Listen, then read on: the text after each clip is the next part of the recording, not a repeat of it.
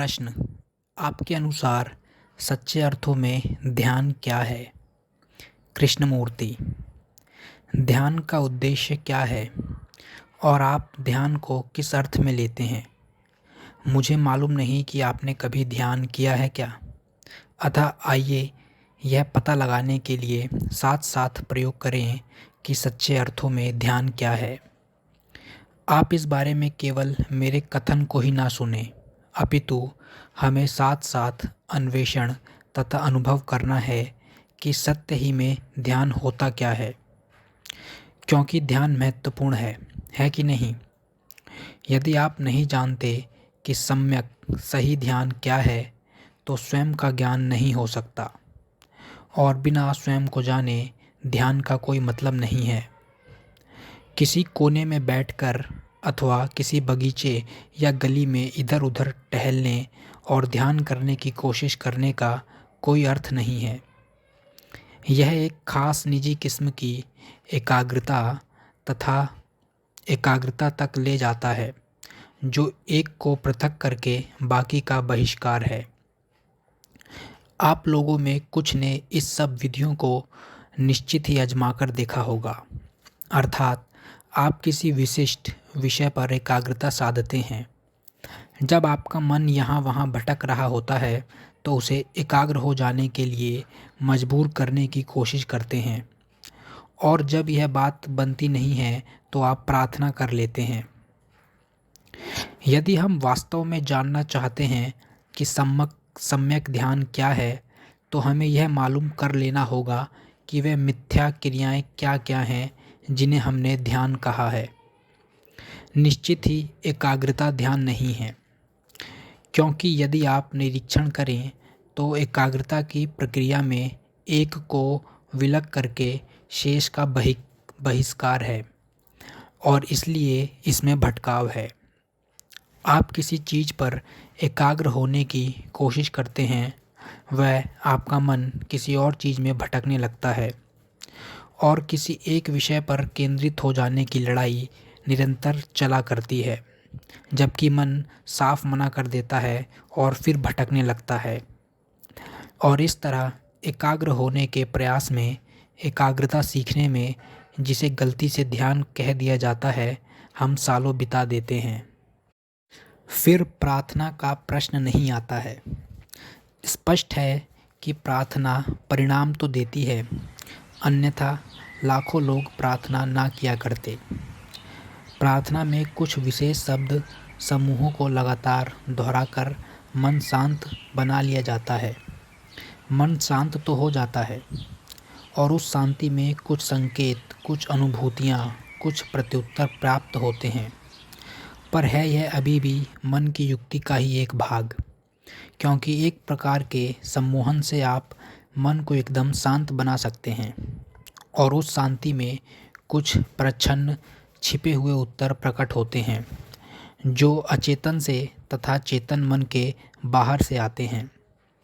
लेकिन यह अभी भी एक ऐसी अवस्था ही है जिसमें बोध नहीं है, समझ नहीं है, और ध्यान पूजा भक्ति भी नहीं है, चाहे वह भक्ति भाव किसी चित्र के प्रति हो या फिर किसी सिद्धांत के प्रति, क्योंकि मन की बनाई चीज़ें भी मूर्ति पूजा के दायरे में ही आती हैं। हो सकता है कोई व्यक्ति किसी मूर्ति को ना पूजता हो, इसे मूढ़ता और अंधविश्वासपूर्ण बुत परस्ती मानता हो, लेकिन वह भी ज़्यादातर लोगों की तरह मन की बनाई चीज़ों की पूजा तो करता है, तो यह भी बुत परस्ती ही हुई। अतः किसी चित्र या धारणा या किसी गुरु महात्मा के प्रति भक्तिपूर्ण होना, समर्पित होना ध्यान नहीं है। प्रत्यक्षता यह स्वयं से पलायन का ही एक रूप है।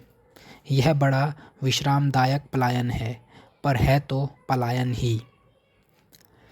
सदाचारी बनने के लिए निरंतर प्रयत्नरत रहना, भली भांति अपनी जांच परख तथा अनुशासन के माध्यम से सद्गुणों की प्राप्ति करते रहना भी ध्यान नहीं है। हम में से अधिकतर लोग इन प्रक्रियाओं में उलझे हुए हैं, और चूंकि इनसे हमें स्वयं का बोध नहीं होता है, अपने बारे में समझ नहीं प्राप्त होती है, ये भी सही ध्यान का तरीका नहीं है। खुद को समझे बिना आपके पास आखिर सम्यक विचार का, सही सोच का आधार ही क्या है? उस समझ के बिना आप जो कर लेंगे वह उतना ही होगा कि आप अपने संस्कारों के प्रत्युत्तर का, उनकी पृष्ठभूमि का अनुसरण करने लगेंगे। और ऐसे संस्कारग्रस्त प्रत्युत्तर ध्यान नहीं हैं। लेकिन इन प्रत्युत्तरों, इन प्रतिक्रियाओं के प्रति सजग होना, ताकि स्वयं की हलचलें, स्वयं के रंग ढंग पूरी तरह से समझ में आ जाएं, यही तरीका सही ध्यान का तरीका है। जीवन से पीछे हट जाना ध्यान नहीं है। ध्यान अपने आप को समझने की एक प्रक्रिया है। और जब कोई अपने आप को केवल चेतन स्तर पर नहीं, अपितु भीतर के सभी प्रच्छन्न स्तरों पर भी समझना शुरू करता है, तब प्रशांति का आगमन होता है। जिस मन को ध्यान करके, बाध्य करके, अनुसरण करके स्थिर किया जाता है, वह मन स्थिर नहीं होता है। वह तो एक अवरुद्ध, गतिहीन मन होता है। वह ऐसा मन नहीं होता जो सतर्क, निष्क्रिय एवं सृजनात्मक ग्रहणशीलता में समर्थ हो। ध्यान में सतत प्रक्षेपण की, जागरूकता की, प्रत्येक शब्द, प्रत्येक विचार तथा भाव के प्रति सजगता की दरकार होती है, जिससे हमारे अस्तित्व की, अपने होने की अवस्था उद्घटित होती है। साफ पता चलती है जो छिपी थी वह भी, और जो सतह पर है वह भी। और चूंकि इसमें बहुत मेहनत लगती है, हम हर किस्म की छलावे से भरी और राहत देने वाली चीज़ों के जरिए पलायन करते रहते हैं और इसे ही ध्यान कह दिया करते हैं। यदि व्यक्ति यह देख पाता है कि स्वयं का ज्ञान ही ध्यान का प्रारंभ है, तब यह समस्या असाधारण रूप से रोचक तथा जीवंत बन जाती है। क्योंकि यदि आपको स्वयं का ही ज्ञान नहीं है, तो आप जिसे ध्यान कहते हैं उसके अभ्यास में लगे रह सकते हैं और इस पर भी अपने सिद्धांतों में, अपने परिवारों में, अपनी संपत्ति में आसक्त बने रह सकते हैं। या फिर अपनी संपत्ति को छोड़ छाड़ कर आप किसी अवधारणा के प्रति, किसी विचार के प्रति आसक्त हो सकते हैं और उसमें इस कदर केंद्रित, एकाग्र रह सकते हैं कि उसी अवधारणा को आप और अधिक निर्मित करते चले जाएंगे। निश्चित ही वह ध्यान नहीं है। अतः स्वज्ञान ही ध्यान का आरंभ है और स्वज्ञान के बिना ध्यान होता ही नहीं है। और जब कोई स्वज्ञान के इस प्रश्न की और गहराई में जाता है, तो न केवल ऊपर का प्रकट मन शांत, मौन हो जाता है, बल्कि प्रच्छन्न मन के विभिन्न स्तर भी प्रकाश में आते हैं। जब सतही मन चुप होता है, तब चेतना की छिपी हुई अचेतन परतें अपना प्रक्षेपण करने लगती हैं। वे अपनी अंतर्वस्तु को प्रकट करती हैं। वे अपने इशारे जाहिर करती हैं, ताकि हमारे अस्तित्व की समग्र प्रक्रिया को पूर्ण रूपेण समझा जा सके।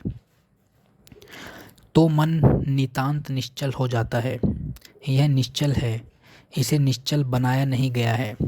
इसे निश्चल हो जाने के लिए किसी परितोषिक द्वारा, भय द्वारा बाध्य नहीं किया गया है।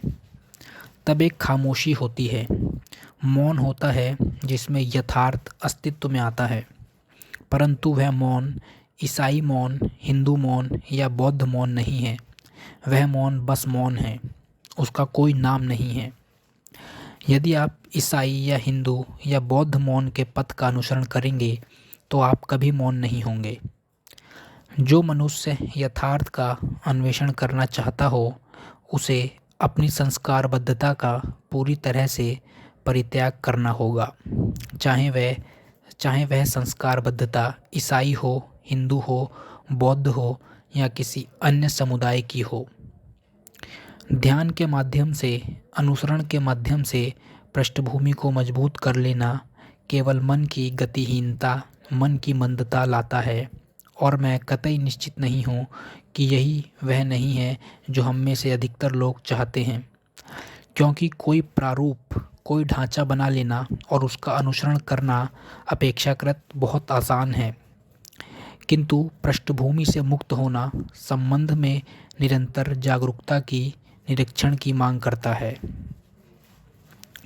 जब एक बार वह मौन आ जाए तो एक असाधारण सृजनशीलता की स्थिति होती है। ऐसा नहीं है कि आप कविताएं लिखेंगे ही, चित्र बनाएंगे ही। हो सकता है कि आप ऐसा करें या हो सकता है कि आप यह सब ना करें, लेकिन उस मौन के पीछे नहीं भाग सकते, उसकी नकल नहीं उतारी जा सकती, अनुकरण नहीं किया जा सकता। उस हालत में वह मौन नहीं रह जाता। आप इस तक किसी मार्ग द्वारा नहीं पहुंच सकते। यह तब वजूद में आता है जब स्वयं के मैं के तरीके समझ लिए जाते हैं और उस स्वयं का अपनी तमाम हलचलों और खुराफात के साथ अंत हो जाता है। अर्थात मन जब सृजन करना बंद कर दे तो सृजन विद्यमान होती है। अतएव मन को सरल होना होगा, शांत होना होगा। होगा तो गलत है यह कहने में कि मन को शांत होना होगा, बाध्यता निहित है। और मन तभी शांत होता है, निश्चल होता है, जब स्वयं की मैं की समग्र प्रक्रिया का अवसान हो चुका हो, जब स्वयं के सारे तौर तरीके समझ लिए गए हों और इसलिए स्वयं की गतिविधियों का अंत हो गया हो। मौन केवल तभी होता है। वह मौन ही सच्चे अर्थों में ध्यान है और उस मौन में ही शाश्वत का आविर्भाव होता है। उम्मीद करता हूँ आपको अच्छा लगा होगा और समझ में भी आया होगा। अगर अच्छा लगा तो वीडियो को लाइक करें और चैनल को सब्सक्राइब करें। And finally thank you for your valuable time.